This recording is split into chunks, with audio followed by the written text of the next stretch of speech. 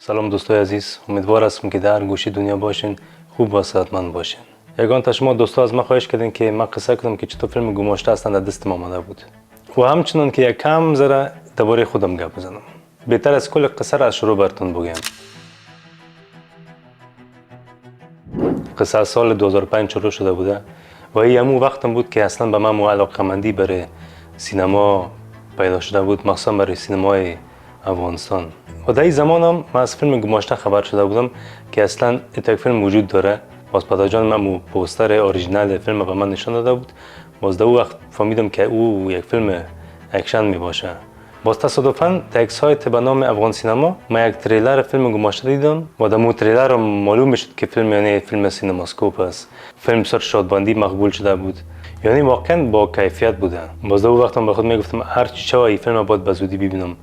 فیلمم اصلا قرار بود که دمو زمان یعنی 2005 2006 دمو وقتا افتتاح شود، اما متاسفانه فیلم دمو وقت منتشر نشد. باز اون وقتم شروع میشد که مرد و پدرجام پرسان میکردم که فیلم گماشته چی وقت بیرون میشه، چی وقت بیرون میشه، و همیشه جوابش می بود که میگفت به زودی بیرون میشه، امی دیگه ما بخیر بیرون میشه.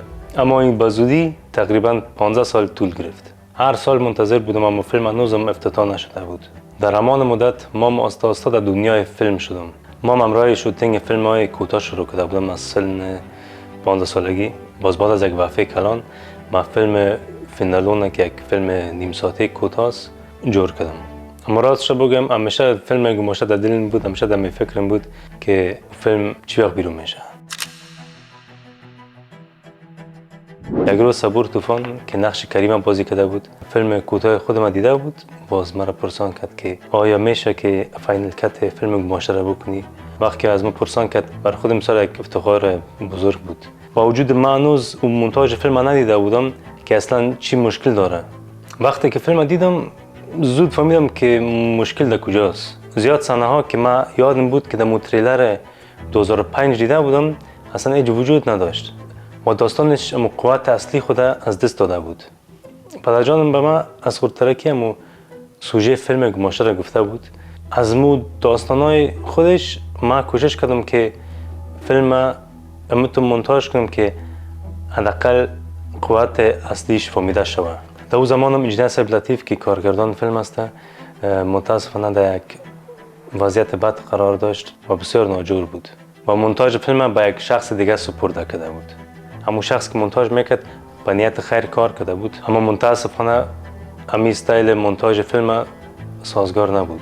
من که وقتی که مونتاژ فیلم شروع کردم کوشش کردم به قصه اصلی نزدیک بسازمش و پالو از او ساوند دیزاینش اثر کردم، یگان تا ویژوال افکت هم اضافه کردم و موزیک متن فیلم ساخته شد. اما کارم که باز خلاص شد فیلم در یوتیوب منتشر کردم.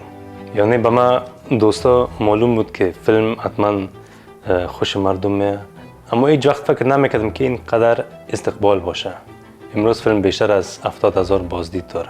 هدف من دوستا از این بود که فیلم شما ببینین، شما علاقه‌مندی برای سینمای افغانستان پیدا کنین، با فیلم‌های قدیمی و با فیلم‌های جدید هم که بخیر در آینده بیان. می‌خواستم نشان بدم که اگر فیلمسازای افغانستان هم امکانات و وقتا رو داشته باشن هنوز میتونن با کیفیت بالا فیلم بسازن. و دوستا من چند دفعه پدرجان یاد کردم. پدرجانم نامش نیمت آرش است و در فیلم گماشته نقش واسیر بازی کرده بود. امیدوار هستم از این ویدیو لذت برده باشین.